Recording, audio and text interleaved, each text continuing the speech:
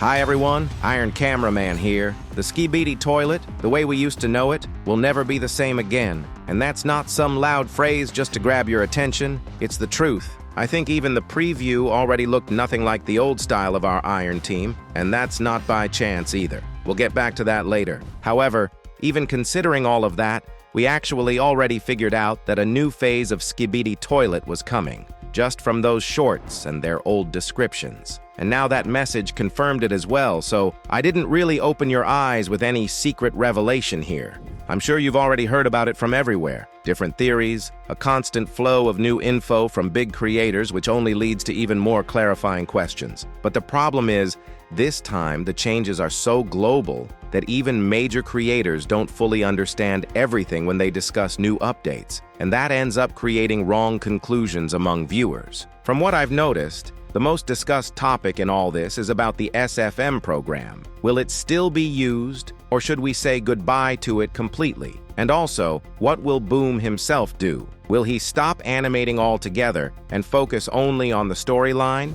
Today, I'll try to answer all of these questions and more. And we'll start with the most interesting one, the discussion about whether SFM will disappear or stay. Along the way, we'll look at a few examples that show what I mean when I talk about the importance of questioning insider opinions. The whole theory about SFM disappearing began with a post from Boom, where he said that different tools would now be used for production instead of the ones they used before. And then the live stream that came shortly after only made that theory stronger, because the atmosphere there really felt like a goodbye to SFM. The fire was fueled even more by the opinions of so-called insiders. Let's start, for example, with Crazy, the admin of Boom's Discord server. His old message, which also spread around as an insider leak, I already talked about in one of my previous videos, explaining why it was just his opinion and not a fact. And now, Crazy wrote again, this time saying that there won't be any more SFM episodes. And once again, it spread across the fandom as insider info. Yeah, you could say it doesn't sound like an opinion, because he literally wrote, "That's it, it's over." But if you look at the context, it becomes clear that he's just drawing conclusions based on Boom's post. I took the time to look at his previous messages. He uses words like feel and keeps referring to that same post. That shows that what he wrote is an interpretation of Boom's words, not insider knowledge. The same thing happened with Strider. He also said, "That's it, goodbye SFM." And that message spread through Reddit as another insider leak. Just to remind you, Strider worked with Boom on episode 79, but even that message looked like an opinion when you look at the context. I decided to ask him directly, and yeah, it turned out it really was just his opinion. And that's only the tip of the iceberg, because on Reddit those posts literally reached top 1 and top 4 in popularity. Because of that, most people now have no doubt left that there will be no more SFM episodes. But since I brought up these posts as examples, you've probably already guessed. That's only partly true, and I'll explain why in a moment. The reason I'm showing you all this, and my main point here, is that it's important to tell the difference between opinion and insider info. Usually, if Crazy really had some insider knowledge, he wouldn't post it in a general chat where he just talks with fans. He'd post it in a separate channel. The same goes for others. You always have to take into account the context of a message and where it was written. And, being a YouTuber myself who has also received exclusives before, I want to make this clear. If a YouTuber once got an exclusive leak or inside info, that doesn't mean that everything they say afterward automatically counts as insider info. A good example of this is a comment from Zach Dorr under a video on his second channel. If you don't remember, Zach Dorr worked on the Speakerman base in episode 79, and even he doesn't have the full picture of what's going on. He literally wrote that everything he said in that video was just his own assumptions.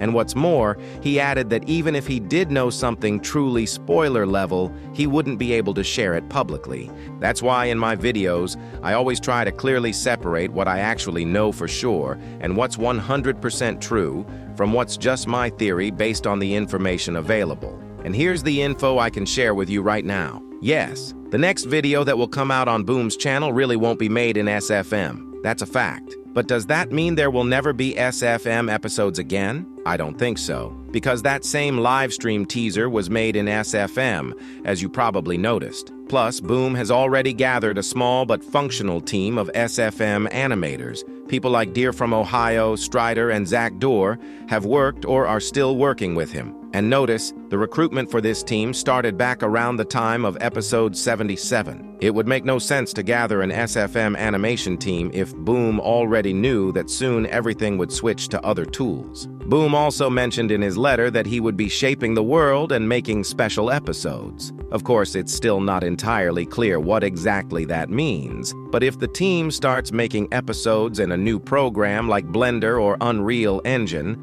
it's logical to assume that Boom himself will focus on SFM episodes while managing the overall storyline and coordinating the team's work. It might sound like a strange decision to partially move away from SFM, but in reality, it will raise the visual quality to a completely new level. The only concern is the possible loss of that signature SFM atmosphere, because if they go too far with hyperrealism, that unique vibe we're all used to could disappear. But it all depends on the final result. Personally, I'm really looking forward to the new episode just to see how it turns out. Theoretically, it should look incredibly vivid, though a bit unfamiliar. But we'll see how it plays out in practice. One way or another, this was bound to happen eventually. SFM is an old and temperamental program, and working with it under Hollywood-like conditions is hard, especially when you need to quickly exchange files and avoid bugs. Now let's talk a bit about that mysterious live stream. If we put all the speculation aside,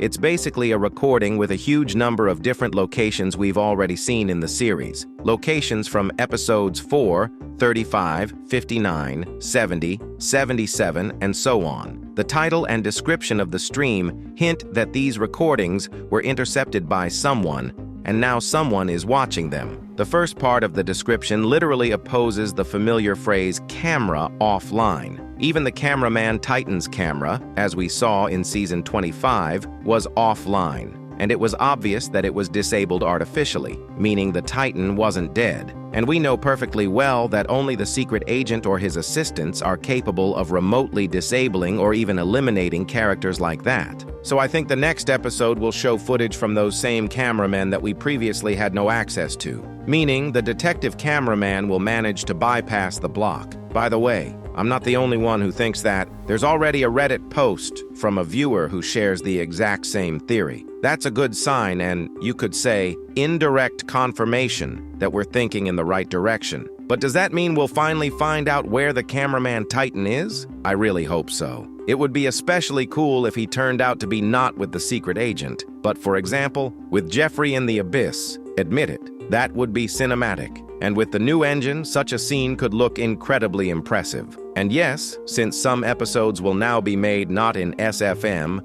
Boom and his team will have more opportunities to bring to life ideas that were previously impossible because of the limitations of the old program. That's why I'm sure Skibidi Toilet will break through another wall and surprise us with even crazier storylines. And finally, I want to say this. Right now is probably the most difficult stage in the history of Skibidi Toilet, a time of experiments, searching for a new format, and adapting to all these changes, like this very live stream. Because of that, the project is in a state of turbulence, and as I've noticed, people have divided into 3 groups. Some are already pulling the parachute cord and saying, "That's it, it's over, it used to be better." Others are sitting in confusion, not knowing whether the plane will crash or take off like a rocket. And the third group is inspired. They believe Skibidi Toilet is breaking its limits and moving toward a Hollywood level with a full team, new technology, and big scale. As for me, honestly, I feel like a flight attendant on that plane.